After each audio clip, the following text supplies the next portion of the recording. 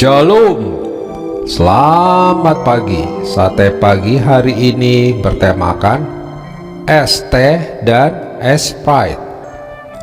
Firman Tuhan terambil dari 1 Petrus pasal 3 ayat 1 sampai dengan 7. Demikian juga kamu, hai istri-istri, tunduklah kepada suamimu, supaya jika ada di antara mereka yang tidak taat kepada firman, mereka juga tanpa perkataan dimenangkan oleh kelakuan istrinya.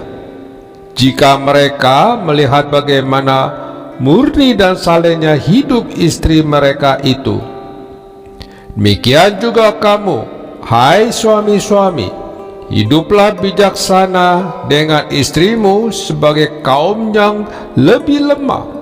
Hormatilah mereka sebagai teman pewaris dari kasih karunia, yaitu kehidupan, supaya doamu jangan terhalang. Libur weekend adalah hal yang sangat menyenangkan bagi Pak Oni. Saat-saat seperti itu adalah saat-saat yang indah baginya. Pak Oni bisa berduaan dengan istrinya karena anaknya masuk sekolah. Biasanya dia mengajak istrinya naik sepeda motor pergi entah kemana. Sayang, Sabtu itu sepeda motornya rusak. Mau tidak mau dia harus menuntun sepeda motornya ke bengkel. Istrinya pun setia mendampinginya. Pak, saya mengantar buku ini dulu ya ke rumah Bu Ajeng, kata istrinya. Sementara itu Pak Oni menunggu di bengkel. Cuaca yang sangat panas membuatnya mereka sangat haus. Dia pun membeli es teh di warung sebelah bengkel. Sementara saya minum, istri saya pasti kehausan di jalan. Kalau begitu saya sisihkan untuk dia, kata Pak Oni.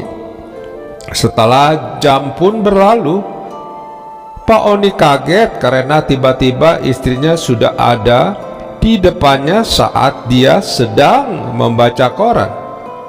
Pak, ini es pahit untuk Papa. Pasti haus kan?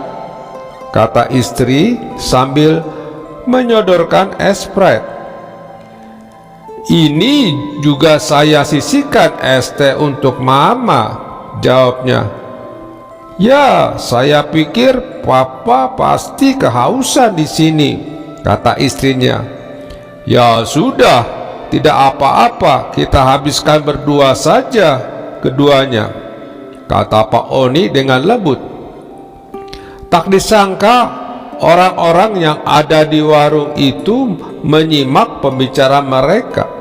Mereka pun menjadi heran karenanya.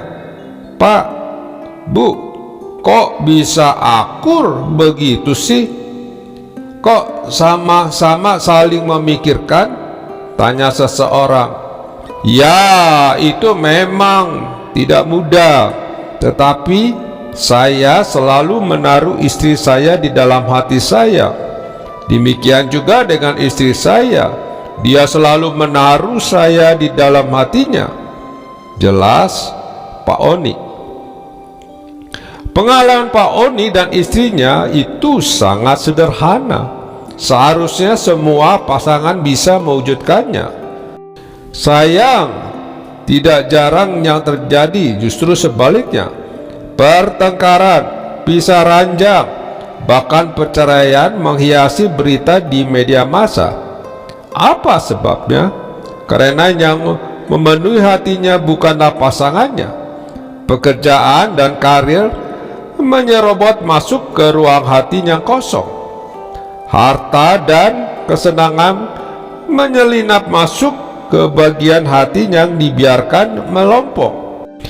Lebih parah lagi, sekretaris atau rekan kerja atau bahkan teman lamanya yang mengusir keberadaan pasangan dan mengganti posisinya di hatinya. Penulis Amsal dengan sangat puitis menasihati supaya setiap orang setia kepada pasangan. Alasannya karena di hadapan Tuhan tidak ada yang tersembunyi, termasuk segala sesuatu yang buruk yang ada di hati. Tuhan pasti menghukum orang yang tidak setia. Sadar atau tidak, seiring berjalannya waktu, godaan untuk mengganti posisi pasangan di hati seseorang dengan yang lain semakin besar. Tuntutan mulut dan kesenangan membuat hati bekerja ekstra keras, menghabiskan waktu dan perhatian yang seharusnya ditujukan kepada pasangan. Canda tawa, kedekatan yang berlebihan dengan lawan jenis akan mengusik keberadaan pasangan di hati kita. Kita harus berdoa dan berkomitmen bahwa hanya pasangan kitalah yang bisa menghiasi dan memenuhi hati kita, bagaimanapun kondisinya. Amin. Mari kita berdoa. Bapa Surgawi, aku bersyukur untuk pasangan yang Engkau izinkan menjadi pendamping hidupku. Mampukan aku untuk menjaga di dalam hatiku. Di dalam nama Tuhan Yesus, aku berdoa. Amin.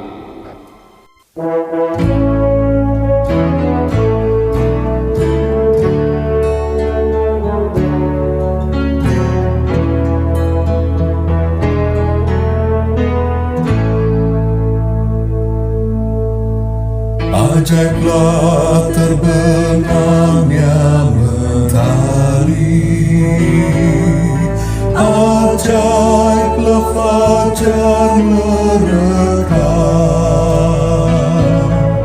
tapi yang lebih menggetarkan hati, keajaiban kasih Allah yang teramat ajaib dari semuanya, kasih Allah padaku yang teramat ajaib dari semuanya, kasih Allah padaku. Ajaiblah bunga di musim semi, ajaiblah Bima Sakti, tapi yang lebih menggetarkan hati, keajaiban kuasa Allah